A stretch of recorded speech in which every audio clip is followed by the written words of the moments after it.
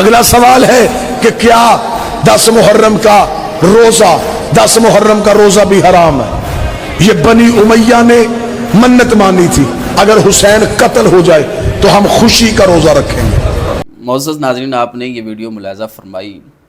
حضرت سے سوال ہوا کہ 10 محرم کا روزہ رکھنا کیسا ہے، تو جواب یہ دیتے ہیں کہ 10 محرم کا روزہ رکھنا حرام ہے اور یہ بنو امیہ کی سنت ہے۔ آپ اندازہ کیجئے کس طرح نبی پاک صلی اللہ علیہ وآلہ وسلم کی سنت کو تبدیل کیا جا رہا ہے، کس طرح دین کو بگاڑا جا رہا ہے۔ اگر آپ روزہ نہیں رکھ سکتے ہیں تو کم از کم اس کا حکم تو تبدیل نہ کریں۔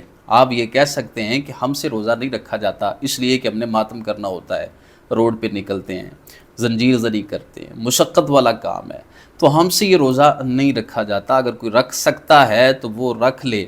یہ آپ جواب دے سکتے تھے، لیکن آپ نے یہ کہہ دیا کہ روزہ رکھنا حرام ہے، جس کو نبی پاک صلی اللہ علیہ وآلہ وسلم نے خود رکھا، صحابہ کو حکم دیا، اس کے حوالے سے آپ کہتے ہیں یہ حرام ہے، اور پھر نہ صرف حرام قرار دیا ہے بلکہ یہ کہہ دیا کہ یہ بنو امیہ کی سنت ہے۔ کس طرح دین کو بگاڑا جا رہا ہے۔ یہ میرے سامنے صحیح مسلم ہے، اس صحیح مسلم کے اندر امام مسلم رحمۃ اللہ تعالیٰ علیہ آپ نے 10 محرم کے روزے رکھنے کے حوالے سے روایات کو ذکر کیا ہے کہ نبی پاک صلی اللہ علیہ وآلہ وسلم نے اس حوالے سے کیا ارشاد فرمایا، آقا علیہ السلام کا عمل مبارک کیا تھا، صحابہ کا عمل مبارک کیا تھا۔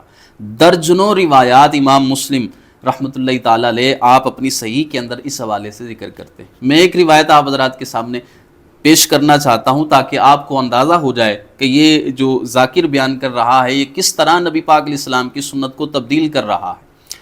تو حضرت ابن عباس رضی اللہ تعالی عنہما ان سے روایت ہے، صحیح مسلم، اور اس صحیح مسلم کی 2658 نمبر روایت ہے جو میں آپ حضرات کی خدمت میں پیش کرنے جا رہا ہوں۔ حضرت ابن عباس رضی اللہ تعالی عنہما وہ فرماتے ہیں ان رسول اللہ صلی اللہ علیہ وآلہ وسلم قادم المدینہ فوجد الیہود صیاما، نبی پاک صلی اللہ علیہ وآلہ وسلم آپ جب مدینہ طیبہ تشریف لے کر آئے تو آپ نے دیکھا کہ یہودی وہ روزہ رکھتے ہیں، کس دن؟ 10 محرم کو، یوم عاشور کو وہ روزہ رکھتے ہیں۔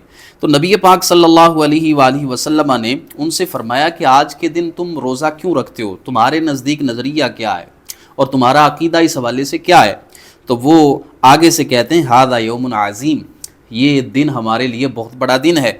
اس کی وجہ یہ ہے انزل اللہ فیہ موسیٰ وقومہ، اس دن اللہ تبارک و تعالیٰ نے حضرت موسیٰ علیہ السلام اور ان کی قوم کو نجات عطا فرمائی۔ آگے کہتے ہیں وغرق فرعون وقومہ، اور اسی دن اللہ تبارک و تعالیٰ نے فرعون کو اور اس کی قوم کو غرق کیا۔ فصامہ موسیٰ شکرا، تو حضرت موسیٰ علیہ السلام نے اس دن یعنی یوم عاشور کے دن روزہ رکھا تھا اللہ کی بارگاہ میں شکرانے کے طور پہ۔ تو یہودی کہتے ہیں فنحن نصومہ، تو اس اعتبار سے ہم بھی روزہ رکھتے ہیں کہ ہمارے نبی کی یہ سنت ہے، انہوں نے شکرانے کے طور پہ روزہ رکھا تھا۔ تو نبی پاک علیہ السلام نے آگے سے کیا فرمایا؟ فرمایا فقال رسول اللہ صلی اللہ علیہ وآلہ وسلم فنحن احق واولی بموسیٰ منکم، نبی پاک علیہ السلام فرماتے ہیں کہ ہم تم سے زیادہ حق رکھتے ہیں کہ اس دن ہم روزہ رکھیں، اور ہم تم سے زیادہ موسیٰ علیہ السلام کے قریب ہیں۔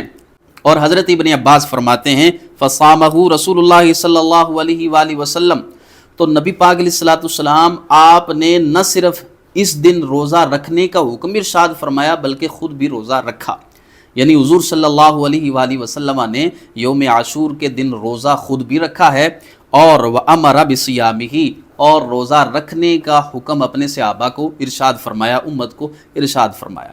تو اس روایت سے یہ بات ثابت ہوتی ہے کہ یوم عاشور کو روزہ رکھنا یہ بنو امیہ کی سنت نہیں ہے، یہ امام الانبیاء کی سنت ہے۔ شرم کرو، حیا کرو، کس طرح تم نبی پاک علیہ السلام کی سنت کو تبدیل کر رہے ہو، کس طرح تم دین کو بگاڑ رہے ہو۔